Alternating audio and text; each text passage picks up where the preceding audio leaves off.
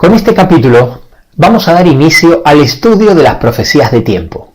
Y como es lógico, vamos a comenzar analizando la que muy probablemente sea una de las más sencillas de entender.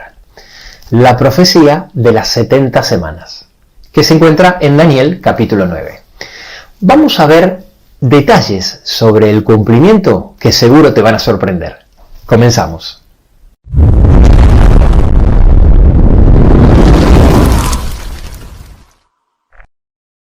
Vamos a leer primero los períodos de tiempo para plasmarlos en un gráfico a fin de visualizar mejor el esquema que nos presenta. Y luego veremos con más detenimiento los detalles de los acontecimientos para poder establecer las fechas.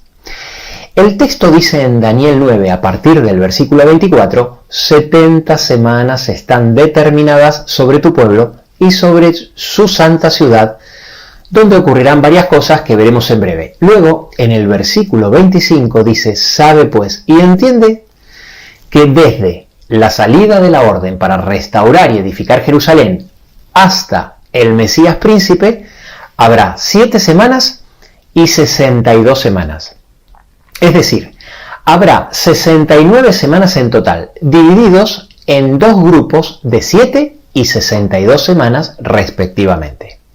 Y la profecía termina diciendo a partir del versículo 27 que por otra semana más, es decir, la semana que falta para completar las 70, confirmará el pacto con muchos. A la mitad de la semana hará cesar el sacrificio y la ofrenda. Así que este sería el gráfico que la profecía nos presenta. Vamos a concentrarnos en la primera parte y luego veremos la segunda parte de la semana faltante. La fecha que da inicio a las 70 semanas es la de la salida de la orden para restaurar y edificar Jerusalén.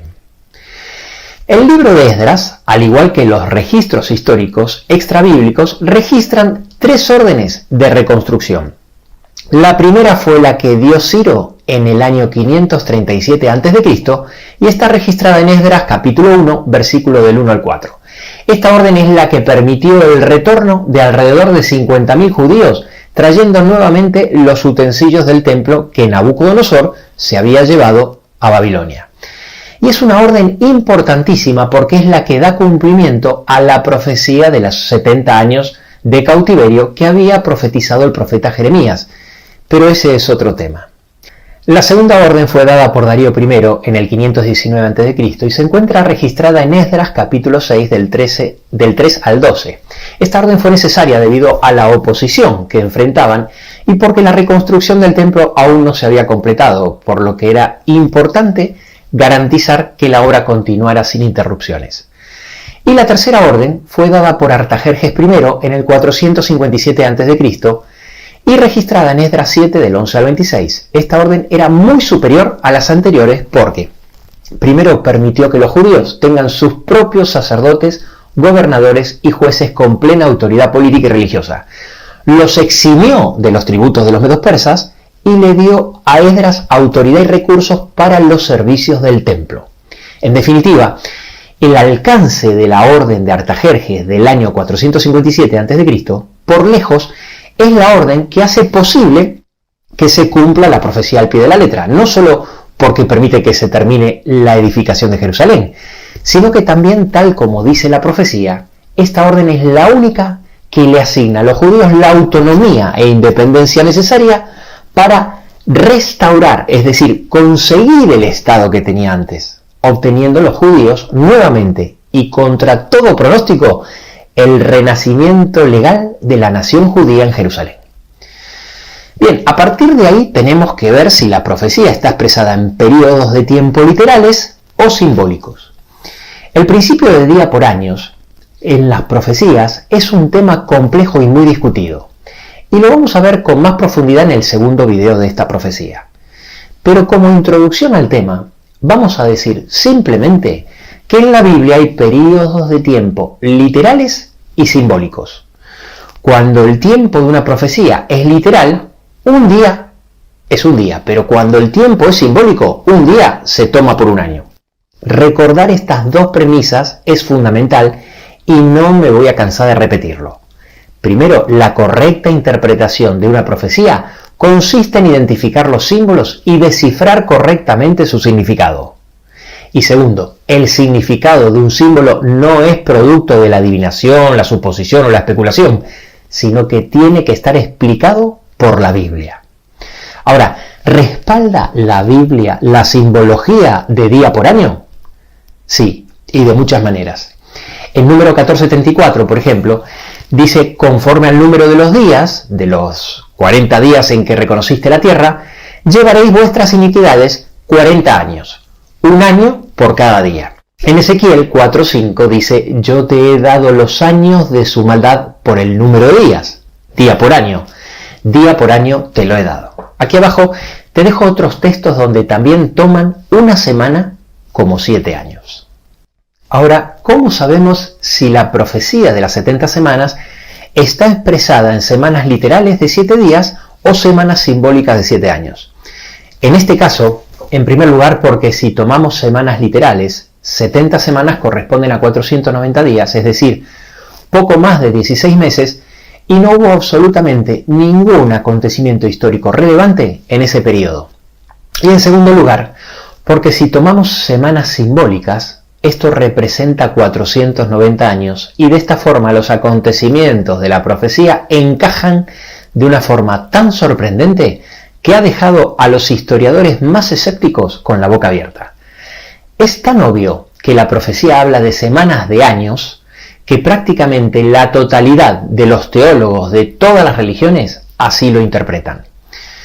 Ya seguiremos ampliando este tema, pero por ahora avancemos con el texto profético con el fin de identificar las fechas.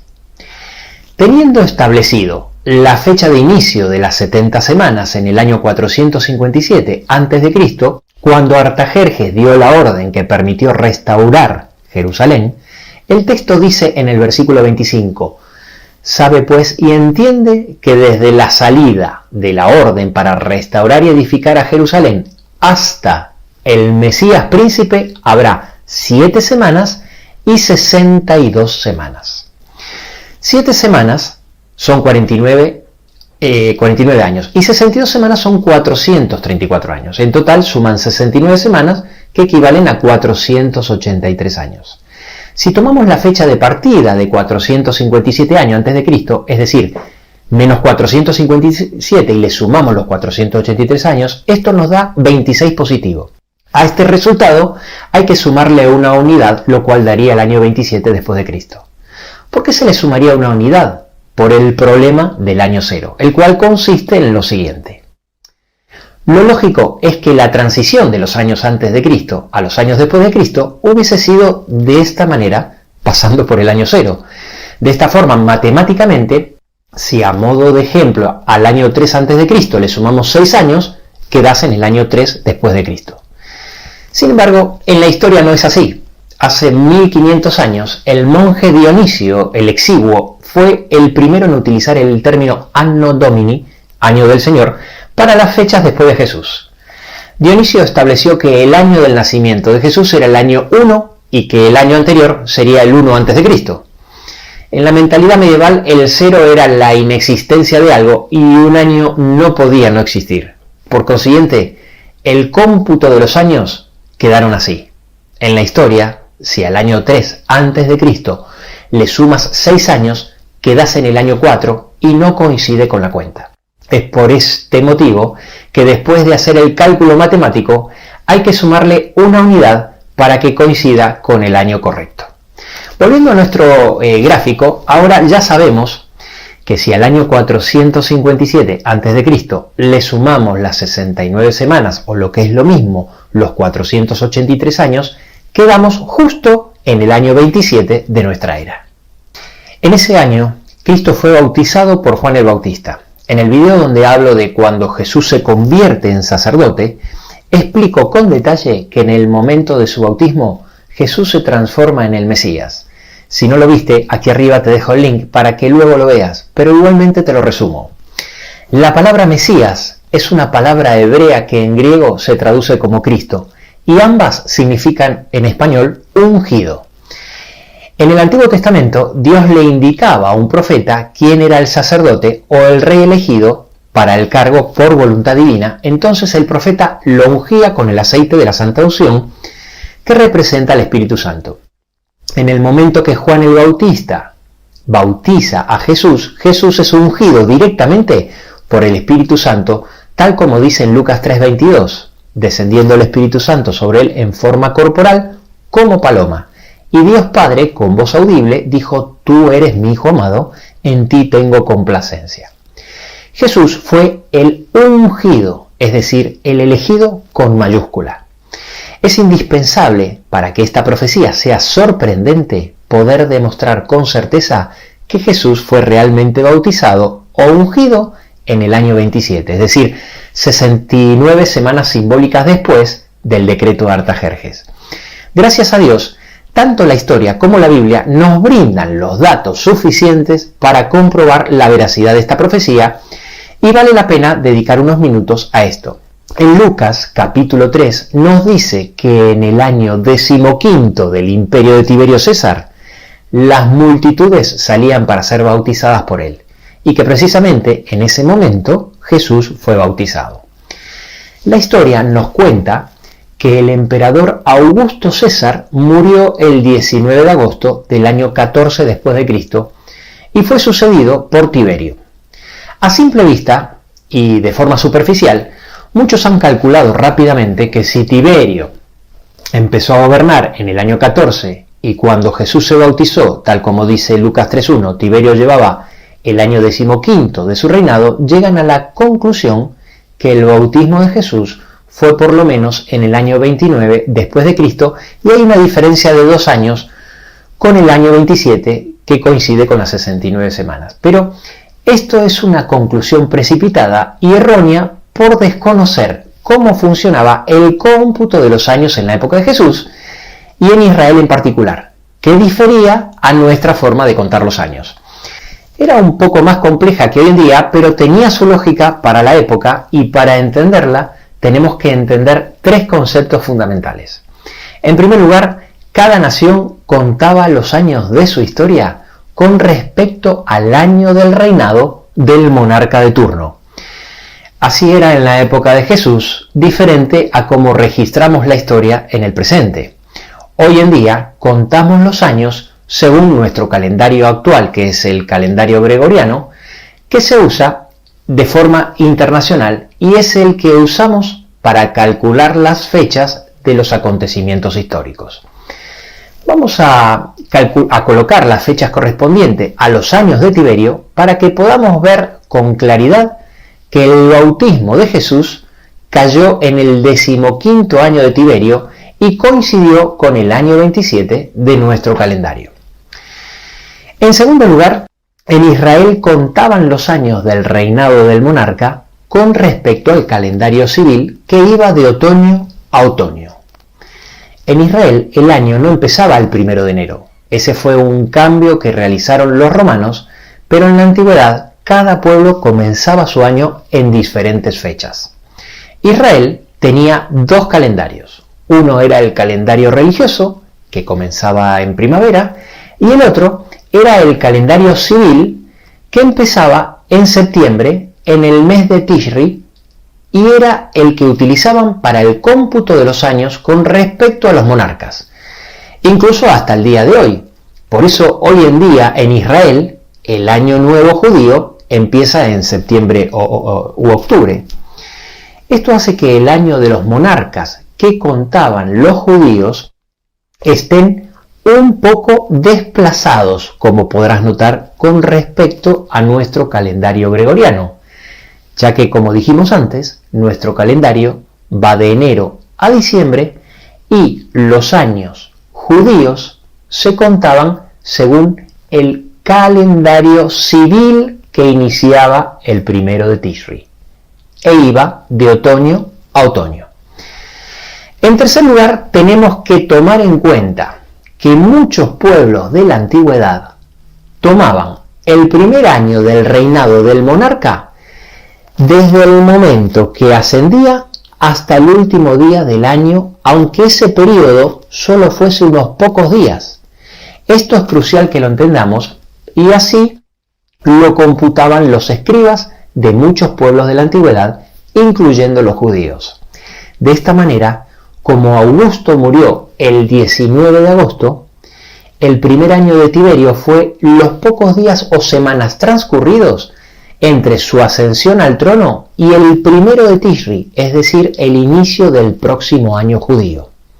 A partir de ahí se completan los años de Tiberio, coincidiendo con los años judíos según su calendario civil de otoño a otoño, y con un desplazamiento de aproximadamente 3 meses con nuestro calendario gregoriano. En otoño del año 27, cuando recién estaba empezando el 15º año de Tiberio y faltaba poco tiempo para que termine el año 27, Jesús es bautizado. Año en el que Jesús es ungido, es decir, es Mesías, y como puedes ver, todo encaja perfectamente, y por eso la profecía dice con sorprendente exactitud que al final de las 69 semanas vendría el Mesías príncipe. El periodo de 69 semanas está dividido en 7 y 62, porque 7 semanas, es decir, 49 años, es lo que se tardó en ejecutar el decreto, es decir, es el tiempo que llevó restaurar y edificar Jerusalén. Luego Daniel 9:27 dice, y por otra semana confirmará el pacto con muchos. A la mitad de la semana hará cesar el sacrificio y la ofrenda. A la mitad de la semana, es decir, 3 años y medio más tarde, Jesús termina con su ministerio muriendo en la cruz. Tal como acabamos de ver, Jesús fue bautizado en otoño, y como todos sabemos, Jesús murió en primavera, que era la fecha en que se celebraba la Pascua. Así que, ya lo sabes, Jesús murió en la primavera del año 31, 3 años y medio más tarde, exactamente como lo anuncia la profecía a la mitad de la semana. Cuando Cristo muere en la cruz, todo el servicio de ofrendas y sacrificio del templo ya no era necesario, tal como lo explica Hebreos capítulo 9 a partir del versículo 24 y capítulo 10 del versículo 11 en adelante. Porque Cristo, el verdadero Cordero Pascual, había sido crucificado expiando nuestros pecados y poniéndole fin a la condena del pecado, tal como dice la profecía. Dios quiera que seas capaz de entender la importancia de lo que acabamos de analizar. A fin de no hacer este video tan largo, he decidido abordar esta profecía en 2 videos. En esta primera parte, de forma sencilla, donde explico la interpretación de la profecía. Y en un segundo video, donde analizaremos otras interpretaciones diferentes, especialmente las que discrepan con la interpretación de la última semana, y profundizaremos en algunos principios generales de interpretación aplicables para el resto de las profecías. Pero no quiero terminar este video sin detenerme en el final de la profecía, la cual creo que es crucial y realmente sorprendente. Las 70 semanas de esta profecía terminan 3 años y medio después de la muerte de Cristo con el apedreamiento de Esteban. Acompáñame a ese acontecimiento narrado en los capítulos 6 y 7 del libro de Hechos de los Apóstoles. Esteban no solo tenía gran capacidad intelectual, sino que también, como dice en Hechos 6, versículo 8, estaba lleno de gracia y de poder, hacía grandes prodigios y señales entre el pueblo. Era evidente que Esteban había estudiado las profecías y estaba versado en todas las cuestiones de la ley. Al ver los miembros del concilio el poder de la predicación de Esteban, en vez de rendirse a las pruebas que presentaba sobre el Mesías, la ira se apoderó de ellos, y obrando más como fieras que como seres humanos, se arremetieron contra él para apedrearle. Hechos 7:55 dice que Esteban, considerado el primer mártir, lleno del Espíritu Santo, puesto los ojos en el cielo, vio la gloria de Dios. Sí, el fin de las 70 semanas determinadas para el pueblo judío, tal como lo anunciaba la profecía, estaba llegando a su fin y quedó registrado en las siguientes 3 sentencias. La primera, cuando dice, se taparon los oídos. En Hechos 6:15, dice que al fijar los ojos en Esteban, vieron su rostro como el rostro de un ángel. A pesar de que el cielo les hablaba con poder a través del rostro glorificado de Esteban, el Espíritu Santo ya no podía llegar a sus corazones de piedra. En Hechos 7:57 dice que ellos, dando grandes voces, se taparon los oídos. Este es el pecado contra el Espíritu Santo, cuando tomas la firme decisión de tapar tus oídos para no oírlo y cierras tu corazón para que no entre. No hay nada que el Espíritu Santo pueda hacer porque respeta tu libertad de elección. La segunda sentencia que marca el fin del tiempo para los judíos es la persecución a los hijos de Dios. En Hechos 8:1 dice que en aquel día hubo una gran persecución contra la iglesia. La Biblia menciona que Dios abomina muchas cosas, pero solo una abominación es desoladora, cuando se decide perseguir y matar al pueblo de Dios. En Mateo 18:6 Jesús dijo que cualquiera que haga tropezar a algunos de estos pequeños que creen en mí, mejor que se cuelgue una piedra de molino y se arroje al mar. Y por último, la tercera sentencia que marca el fin del tiempo para los judíos es el esparcimiento del Evangelio a los gentiles como consecuencia del punto anterior. Continuando la lectura de Hechos 8 del 1 al 4, donde dice que todos fueron esparcidos y los que fueron esparcidos iban por todas partes anunciando el Evangelio. Hubo una época anterior en la que tanto Jesús como los apóstoles tenían que predicarles solo a los judíos. En Mateo 15:24 Jesús decía: yo no fui enviado sino a las ovejas perdidas de Israel. Y en Mateo 10, los versículos 5 al 6, al principio de su ministerio, cuando Jesús envía a los 12, les dijo: por camino de gentiles no vayáis, y en ciudad de samaritanos no entréis, sino id antes a las ovejas perdidas de la casa de Israel. Pero ahora era imposible seguir predicando en Jerusalén. A partir de ese momento, el Evangelio debía ser predicado a los gentiles, porque el tiempo para las ovejas perdidas de la casa de Israel había terminado. Termino con la siguiente reflexión. Aquí arriba te dejo un link donde hablo de por qué Dios utiliza el número 7. Y ahí explico que en las manos de Dios un número es más que una simple cifra. Dios lo utiliza como un símbolo numérico que representa una enseñanza. Exactamente lo mismo hace con la frase numérica 70 veces 7. Cuando Pedro le preguntó a Jesús en Mateo 18, del 21 al 22, ¿cuántas veces perdonaré a mi hermano que peque contra mí? Y Jesús le responde: no te digo hasta 7, sino aún hasta 70 veces 7. Jesús no le está dando a Pedro una cifra o una cantidad, sino una frase numérica cuyo símbolo representaba un principio. Jesús le estaba diciendo a Pedro: tienes que perdonar mucho, hasta 70 veces 7, como yo los perdono a ustedes, a mi pueblo. ¿No lo ves? Dios perdonó tanto a los judíos que la misericordia hacia ellos no terminó con la muerte de Jesús, sino con la persecución de sus hijos, 3 años y medio más tarde, porque llega un día cuando el seguir perdonando no tiene sentido, porque pone en riesgo la vida y la salvación del resto de los hijos de Dios. Pero cuidado, no te confundas. Esta profecía no quiere decir que a partir de ese momento los judíos no se podían salvar, ni mucho menos. De hecho, muchos judíos se convirtieron al cristianismo y siguen aceptando a Cristo incluso hasta el día de hoy. Lo que quiere decir es que los judíos como nación perdieron su condición de pueblo escogido de Dios. A partir de entonces, el pueblo judío no sería más el grupo humano que Dios utilizaría para proclamar el Evangelio, sino que ahora serían los cristianos, lo que la Biblia llama el Israel espiritual.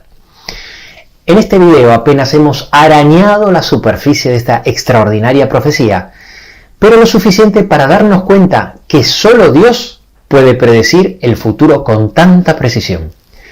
Si te ha parecido interesante este video, no te olvides de darle un like, suscribirte y darle a la campanita. Pero hoy también te quiero recordar que no dejes de compartir este video. Seguramente conoces a alguien que le vendría muy bien para su fe saber que Dios está al control. El comprender el cumplimiento de las profecías tiene un poder tremendo que impacta la mente más escéptica.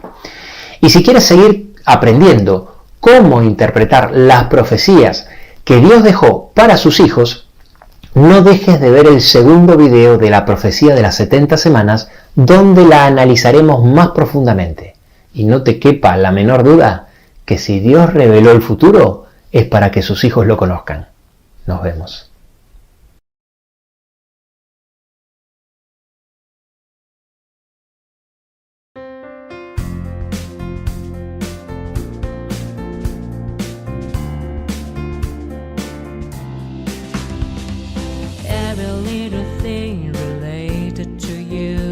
Smile. I know you are doing hard work to make things possible. I want to let you know that I am with you and I will be forever. Every little thing related to you make me smile. I know you are doing hard work to make things possible. I want to let you know that I am with you and I will be forever. When you